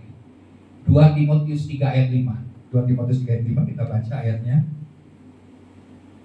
2 Timotius 3 ayat 5. Secara lahiriah mereka menjalankan ibadah mereka. Ibadah ini dalam bahasa Yunaninya eusebia, yang artinya kesalehan. Tetapi pada hakikatnya mereka memungkiri kekuatannya. Jauhilah mereka itu. Jadi slide-nya, ibadah itu tidak sesempit kegiatan berbakti bersama setiap minggu, ya, tetapi harus mewujud nyata dalam tindakan-tindakan kita. Jadi bukan sekedar ritual agama. Ibadah itu nggak sampai kita hadir ibadah minggu itu udah ibadah, nggak cukup. Ibadah itu bukan capai ritual agama, tetapi ini bicara soal gaya hidup, mencakup cara berpikir, berbicara, cara kita bertindak, dan memperlakukan sesama. Jadi di sini kesalehan itu, ya, kata yang dipakaikan bukan cuma ibadah itu, bukan cuma ritual agama, tapi kesalehan. Kesalehan itulah, karakter itulah yang diinginkan oleh Tuhan. Dalam kehidupan kita sehari-hari, kita harus hidup benar, hidup suci. Bukan di sini saja, waktu kita datang ibadah, ini semuanya saya lihat mukanya kayak malaikat semua gitu ya. Tapi kalau di luar harus memancarkan kemuliaan Tuhan juga. Jangan pas di luar kita berbeda, ya kan? Kita adalah misalnya mukanya berbeda, jangan. Kita harus tetap memancarkan kemuliaan Tuhan. Jadi bukan hanya kelihatan religius secara rohani. Ibadah itu hanya sekedar, kok saya orang rohani karena kenapa? Setiap minggu ibadah, enggak cukup. Tapi harus punya hubungan yang dekat, hubungan yang sungguh-sungguh dengan Tuhan. Karena tadi firman Tuhan katakan begini kan, bahwa secara lahiriah mereka melakukan ibadahnya, tapi pada hakikatnya mereka memungkiri kekuatan dari ibadah itu, persekutuan dengan Tuhan. Karena ibadah itu bicara soal persekutuan, dan setelah kita bersekutu dengan Tuhan, kita menjadi saksi-saksinya Tuhan, ya, mengalirkan kehidupan Tuhan. Itu yang kedua. Yang ketiga, yang terakhir, disiplin dalam keteladanan. Dalam ayat yang ke-12 dikatakan begini, janganlah seorang pun menganggap engkau rendah karena engkau muda. Jadilah teladan bagi orang-orang percaya dalam perkataanmu, dalam tingkah lakumu, dalam kasihmu, dalam kesetiaanmu, dan dalam kesucianmu. Kedisiplinan perlu dibangun sejak dini. Amin. Sejak muda, selagi masih mudah untuk dibentuk. Jadi kalau mau disiplin, jangan tunggu besok. Amin. Sekarang. Apa yang perlu kita disiplin? Masing-masing belajar untuk membuat dirinya jadi lebih baik, jadi lebih berdampak, dan jadi orang yang berhasil. Nah, kita harus memiliki kesadaran bahwa panggilan kita adalah untuk berdampak. Amin. Mari sama-sama katakan, panggilan saya untuk berdampak, dengan teladan hidup. Amin. Kita harus berdampak, dan dampaknya adalah hidup kita jadi teladan. Ya, coba kita lihat teladan apa saja slide-nya. Kita menjadi teladan dalam hal apa? Perkataan, terus tingkah laku, kasih, kesetiaan, kesucian. Ini semua kita harus jadi teladan dalam hal ini. Ya, contohnya misalnya dalam perkataan. Perkataan itu, perkataan kita kan harus perkataan yang membangun. Amin. Bukan perkataan yang menjatuhkan, bukan perkataan yang menghakimi. Jangan jadi orang di luar sana suka bully, kita juga ikut-ikutan membuli seseorang. Sampai karakter seseorang jadi hancur, jadi jatuh. Ya saya lihat ada orang anak muda dibully terus. Kasihan, akhirnya ada orang yang orang yang kaya ya, yang Instagram gitu ya. Dia lihat orang itu dibeliin pakaian untuk membangun kepercayaan dirinya yang sudah runtuh. Kasihan. Nah, kita juga sebagai anak Tuhan, perkataan kita harus kita buat supaya jadi teladan. Jangan jadi orang melihat orang Kristen atau kita, wah itu orang Kristen mulutnya sama dengan orang dunia. Kita harus berbeda ya, jadi teladan. Jangan menghakimi, karena di gereja ini banyak penghakiman, betul nggak? Yang paling banyak penghakiman itu sebenarnya bukan di luar, di dalam gereja begitu banyak penghakiman. Misalnya baru WL banyak menilai, ya pelayan-pelayan hamba Tuhan dinilai. Tapi kita sebagai anak-anak Tuhan harus berkata-kata yang membangun, bukan meruntuhkan, bukan membinasakan, bukan menghakimi. Yang kedua, tingkah laku. Tingkah laku, Bapak Saudara, di tengah dunia ini kita dengar kesombongan itu begitu luar biasa. Ya, banyak orang bilang gini, ada nih ibu-ibu yang bilang, wah saya mah udah punya segalanya, suami saya suami yang setia, saya kaya, saya bisa hidup bukan dari biaya suami, bisa hidup sendiri. Tiba-tiba dia pamerkan semua yang dia rasa itu hebat. Tiba-tiba dia dengar suaminya selingkuh gitu ya. Wah, langsung sedih. Ini ada ini. Nah, jadi kita nggak boleh sombong. Kita tidak boleh bermegah. Dunia ini membuat banyak orang menjadi sombong. Terus ada juga tingkah laku yang tidak pantas. Lihat, dalam bercanda zaman sekarang, waduh, udah membahayakan hidup ya. Jangan kita ikut-ikutan dengan tindakan-tindakan yang tidak pantas dan tidak sopan yang bisa membahayakan nyawa orang lain. Ada orang lagi berdiri, dia duduk tadinya, terus setelah itu bangkunya dipinggirin, dia disuruh duduk, pas dia duduk jatuh gitu ya. Pas jatuh akibatnya apa? Matanya buta.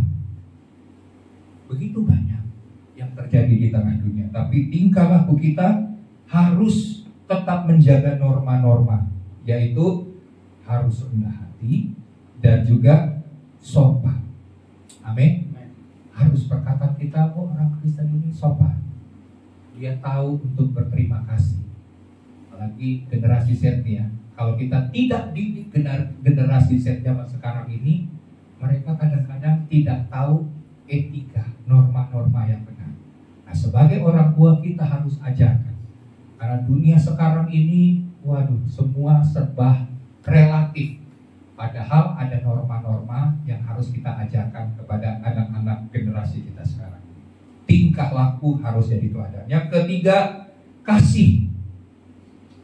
Mengampuni, menolong orang yang sedang dalam kesusahan, ya. Berarti kita harus peduli kepada orang-orang lain. Jangan di tengah dunia ini kan ada istilahnya cuek ya. Cuek ada, saya perhatikan ada tulisan begini. Amat bodoh, kasih tanda contoh, nggak boleh. Bodoh amat, kasih tanda, boleh. Nah, Bapak Saudara, kan kita tahu bodoh amat itu berarti apa? Bodoh amat itu berarti cuek kan? Tapi katanya boleh. Nah, ini kan kata-kata yang coba diubah. Nah, ini hati-hati sebagai anak-anak muda pergaulan zaman sekarang. Kita harus kembali kepada firman. Jangan sampai tertipu dengan ajaran-ajaran orang dunia. Jadi hal-hal yang dulu nggak boleh dibilang boleh. Ya, dibandingin bodoh, amat bodoh, ya nggak boleh dong. Tapi daripada amat bodoh, harusnya bodoh amat nggak apa-apa, nggak peduli. Karena banyak orang mau ditolong juga malah memanfaatkan. Tapi pakai bahasa bodoh amat. Nah, kalau bodoh amat ini jadinya cueknya. Memang kita harus menolong orang tepat. Walaupun juga kita yang kita tolong itu memanfaatkan kita, tapi kita tidak boleh sikap bodoh amat, nggak peduli. Kita harus tetap punya nilai. Nilainya adalah peduli kepada orang. Nah, itu contoh-contoh dalam dunia yang sedang berkembang di masa sekarang. Terus yang keempat, kesetiaan. Zaman sekarang banyak orang yang selingkuh, ya, suami istri tidak setia satu dengan yang lain. Perceraian terjadi. Bahkan bukan cuma suami istri, tapi hubungan antar teman terjadi pengkhianatan demi pengkhianatan. Oh, itu sedih. Sedih kalau sampai ada teman mengkhianati kita, ya. Wah. Nah, tapi kita di dalam dunia ini kita harus punya kesetiaan. Di tengah dunia nggak setia, kita harus setia. Itulah teladan yang harus kita lakukan. Kita setia kepada pasangan kita. Kita setia kepada orang-orang yang sudah berbuat baik kepada kita.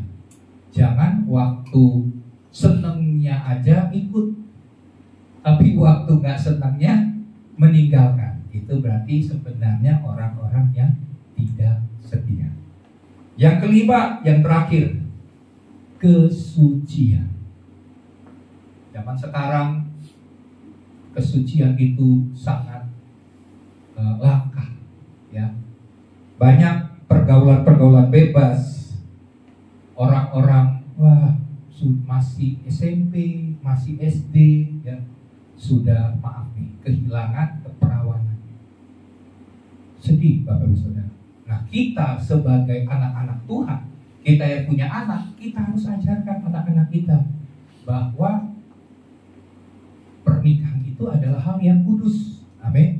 Bahwa kita ini, anak-anak ini punya harga diri dan tidak boleh membiarkan seseorang untuk melakukan hal-hal yang tidak pantas terhadap misalnya anggota-anggota tubuh yang sensitif. Kita ajarkan. Karena ini bicara soal hidup dalam kesucian, hidup dalam kekudusan. Nah, selain kesucian, kekudusan yang mungkin kita sudah paham, juga kesucian ini dalam hal hidup bukan menjadi hamba uang atau cinta akan uang, tapi kita harus hidup dalam cinta akan Tuhan. Amin. Kasih kepada Tuhan. Karena firman Tuhan berkata bahwa di akhir zaman ini manusia akan mementingkan dirinya sendiri dan menjadi hamba atau menjadi budak daripada Tuhan. Kalau kita jadi budak, berarti tuannya siapa? Tuhan. Tapi kalau Tuhan kita adalah Tuhan yang benar, ya, itulah yang kita mau. Kita tidak lagi jadi budak daripada uang atau budak daripada orang lain. Lebih baik kita takut akan Tuhan daripada hidup takut kepada manusia. Jadi kita harus mengasihi Tuhan, karena firman Tuhan berkata, kasihilah Tuhan dengan segenap hati, segenap jiwa, segenap kekuatan, akal budi. Keteladanan yang diajarkan oleh Paulus tentang hal ini harus kita lakukan. Amin. Amin. Mari kita bangkit berdiri. Terima kasih Tuhan. Terima kasih Bapa, Engkau sudah mengajarkan kepada kami. Firman-Mu adalah pelita bagi kaki kami. Firman-Mu adalah terang bagi jalan-jalan kami. Kami mau Tuhan punya disiplin dalam ajaran. Dan juga kami mau belajar Tuhan untuk disiplin dalam ibadah kami, dalam kebaktian kami. Kami juga mau disiplin dalam keteladanan, supaya hidup kami sungguh-sungguh berdampak. Dan kami tahu itulah panggilan Tuhan dalam hidup kami, untuk berdampak Tuhan. Tolong kami Bapa, memasuki di tahun 2025 ini yang baru 1 bulan lebih kami lewati Tuhan. Kami mau belajar disiplin, karena disiplin ini adalah kunci, fondasi untuk menjadi orang yang berhasil, bahkan menjadi orang yang berdampak. Kami mau belajar dari perubahan-perubahan yang kecil, sampai kami akan lihat perubahan-perubahan besar terjadi, karena kami memiliki disiplin dalam menjalankan segala sesuatu. Terima kasih ya Bapa, biar firman-Mu yang sudah ditaburkan Tuhan jauh daripada sempurna, tapi hamba percaya Tuhan yang akan menyempurnakan kebenaran-Mu ke setiap hati kami, Tuhan. Dan ajari kami semakin mengenal akan kehendak dan rencana Tuhan dalam hidup kami. Terima kasih Bapa, terima kasih Tuhan. Jika sebentar kami akan menerima persekutuan kami dengan Tuhan. Kami mau bersekutu dengan Tuhan, mengingat akan pengorbanan Tuhan di atas kayu salib bagi kami. Pengorbanan-Mu itu sempurna atas kami Tuhan. Engkau begitu baik dalam hidup kami. Engkau telah menebus kami. Engkau telah membayar harga untuk pengampunan dan penebusan dosa-dosa kami. Oleh sebab itu Tuhan, hari ini kami kembali boleh memperingati akan penebusan Tuhan. Bahwa Engkau sudah bangkit Tuhan dari kematian. Engkau berkata kepada maut, hai maut di manakah senangmu? Hai maut di manakah kemenangan? Engkau sudah memberikan kemenangan-kemenangan bagi kami. Engkau sudah menjamin kami Tuhan untuk memperoleh kemenangan yang daripada Tuhan. Sampai kami selesai, sampai kami ke surga, ke tempat yang Tuhan sudah sediakan bagi kami. Terima kasih Bapa, kuduskan kami, tahirkan kami, ampuni semua dosa kami. Dan kami mau terima persekutuan kami dengan tubuh dan darah Tuhan. Kau kuduskan roti dan anggur yang telah kami terima, yang ada di tangan kami Tuhan. Kau kuduskan, kau tahirkan, sehingga kami betul-betul boleh menikmati persekutuan dengan tubuh dan darah Tuhan, di mana Tuhan hidup dan tinggal bersama dengan kami. Mari kita nyanyikan lagu untuk perjamuan. Haleluya. Haleluya. Haleluya. Haleluya. Haleluya. Haleluya. Nama Tuhan. Haleluya. Kami sembah Engkau Tuhan. Haleluya. Haleluya. Oh, haleluya.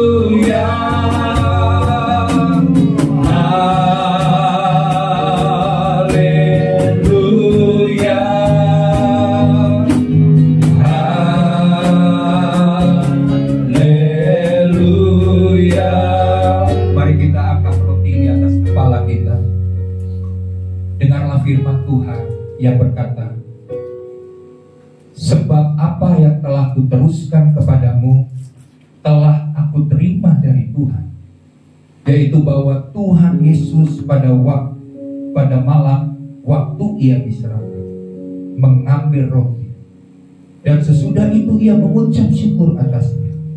Ia memecah-mecahkannya dan berkata, inilah tubuhku yang diserahkan bagi kamu. Perbuatlah ini menjadi peringatan. Sebelum kita makan, Firman Tuhan berkata, bukankah roti yang telah dipecah-pecahkan ini adalah persekutuan dengan tubuh Tuhan? Mari kita makan dengan iman. Dalam nama Tuhan Yesus, kami bersekutu.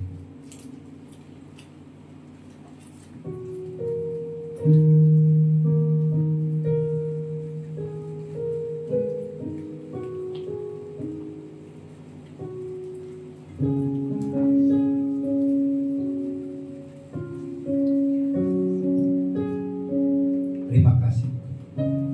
Tubuhmu telah menyatu dengan kami. Engkau hidup dan tinggal dalam kami. Dan saat itu Tuhan, kami juga mengangkat cawan di atas kepala kami. Firman Tuhan berkata, demikian juga ia mengambil cawan sesudah makan, lalu berkata, cawan ini adalah perjanjian baru yang dimeteraikan oleh darah. Perbuatlah ini setiap kali kamu meminumnya menjadi peringatan akan aku. Mari sebelum kita minum, dengar firman yang berkata, bukankah cawan yang olehnya kita naikkan ucapan syukurnya adalah persekutuan dengan darah Kristus.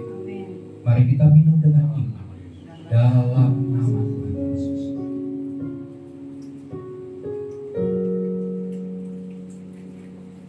Terima kasih. Terima kasih. Kita nyanyikan sekali lagi, haleluya. Kami memuji Tuhan karena Engkau hidup dalam kami. Engkau beserta dengan haleluya. Engkau menolong kami. Haleluya. Haleluya.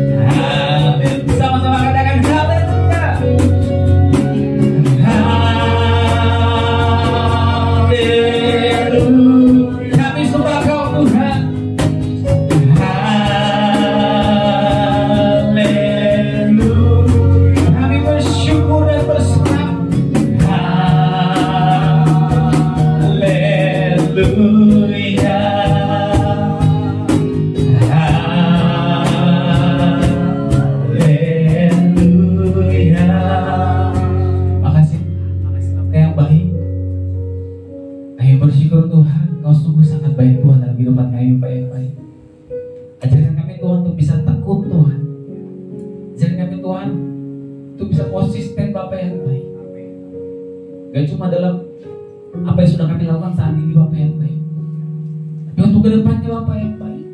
Kami bisa konsisten Tuhan di dalam Kau Bapak yang baik. Pimpin Tuhan kaki dan tangan kami Tuhan. Pimpin pikiran dan hati kami Tuhan Yesus. Kami boleh tolong Tuhan teguh Tuhan di dalam Kau Bapak yang baik. Makasih Tuhan, makasih Bapak yang baik. Tuhan tentukan hati kami Tuhan Yesus. Tuhan tentukan hati kami Tuhan. Yang kami boleh bisa konsisten Tuhan, Tuhan di dalam Kau Bapa yang baik. Makasih Tuhan, makasih Bapa yang baik. Sebentar kami mau memberikan persembahan kami Bapa yang baik. Persembahan kami Tuhan boleh menyenangkan Kau Tuhan. Makasih Tuhan, makasih Bapa yang baik. Bisa memberi dan kami Yesus kami berdoa syukur. Haleluya. Amin.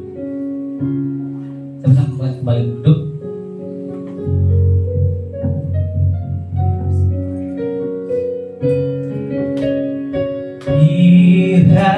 Kiranya Engkau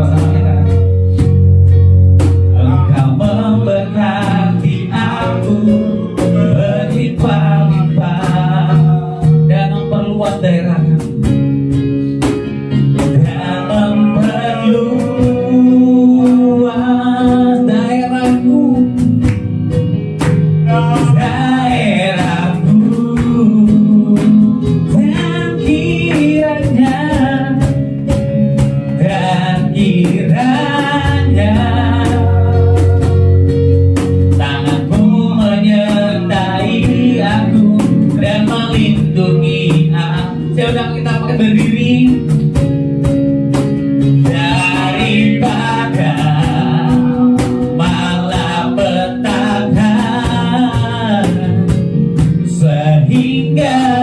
kesakitan tidak menimpa aku.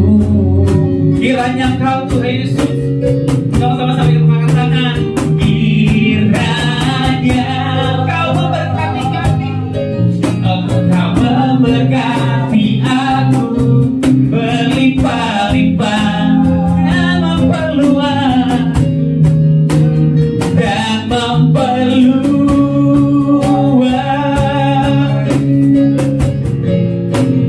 daerahku.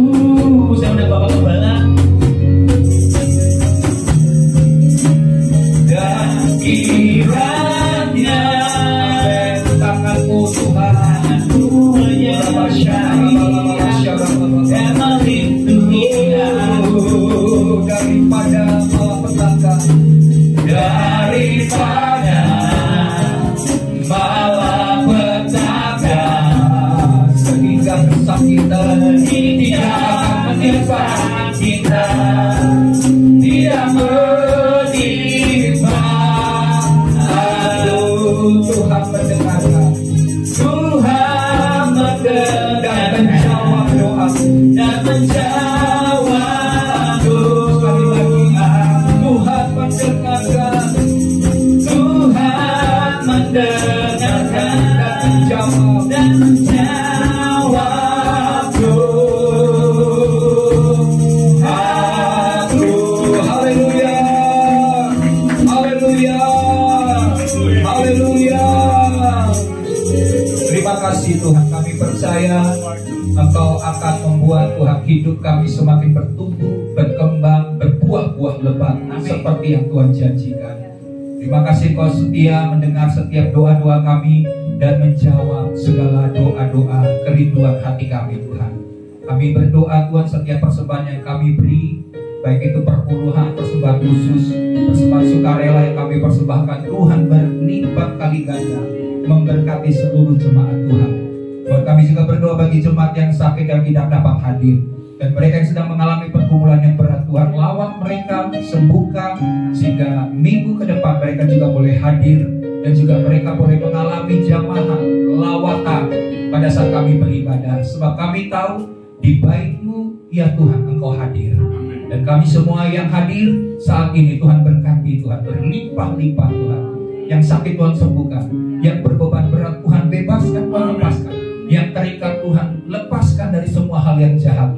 Mereka yang membutuhkan pemulihan Tuhan pulihkan Bapa, dan damai sejahtera kasih sukacita daripada Tuhan berlimpah-limpah dalam hidup kami, sehingga hidup kami janji Tuhan akan senantiasa naik, tidak pernah turun, menjadi kepala dan bukan menjadi ekor. Berkati pemerintah kami jadi pemerintah yang bersih, takut akan Tuhan, sehingga rakyat kami menjadi rakyat yang sejahtera, diluputkan dari segala bencana malapetaka yang terjadi atas bangsa-bangsa. Tuhan menjaga melindungi Indonesia Tuhan, dari Sabang sampai Merauke, dari Pulau Myanmar sampai Pulau Rote. Darah Yesus menutup bungkus negeri kami Indonesia, dan kami percaya shalom daripada Tuhan turun atas setiap wilayah, negeri dan bangsa kami. Dan kami percaya Bapa, keselamatan yang daripada Tuhan juga turun atas negeri ini, sehingga pada akhirnya setiap lutut mengaku, setiap lidah berseru bahwa Yesus Kristus adalah Tuhan, Raja, Juru Selamat dunia. Terima kasih Bapa. Dan di penghujung daripada ibadah minggu pagi hari ini, kami pulang tidak sebagaimana kami datang. Kami pulang dengan membawa berkat-berkat yang khusus yang Tuhan sediakan bagi kami. Mari jemaat Tuhan, angkat tanganmu, arahkan hatimu kepada Tuhan, dan terimalah. Tuhan memberkati engkau, Tuhan melindungi engkau, baik hidupmu, baik keluargamu, baik pekerjaan, pelayanan, segala hal yang kau kerjakan. Tuhan menutup bungkus melindungi engkau. Tuhan menyinari engkau dengan wajahnya dan memberikan engkau kasih karunia. Tuhan menghadapkan wajahnya kepadamu dan memberikan engkau damai sejahtera. Turunlah berkat daripada Bapa Surgawi, kasih karunia, kasih setia, cinta daripada Tuhan Yesus Kristus, dan persekutuan Roh Kudus yang menyertai engkau kepada jalan-jalan kemenangan, kepada kehidupan yang berbuah-buah lebat, hidup dalam ketaatan dan kesetiaan sampai Tuhan Yesus Kristus datang kedua kali menjemput kita yang setia kepada Tuhan dan mengangkat kita di awan-awan yang permai untuk tinggal bersama-sama dengan Tuhan selama-lamanya. Semua kita yang sudah diberkati Tuhan bersama-sama katakan amin.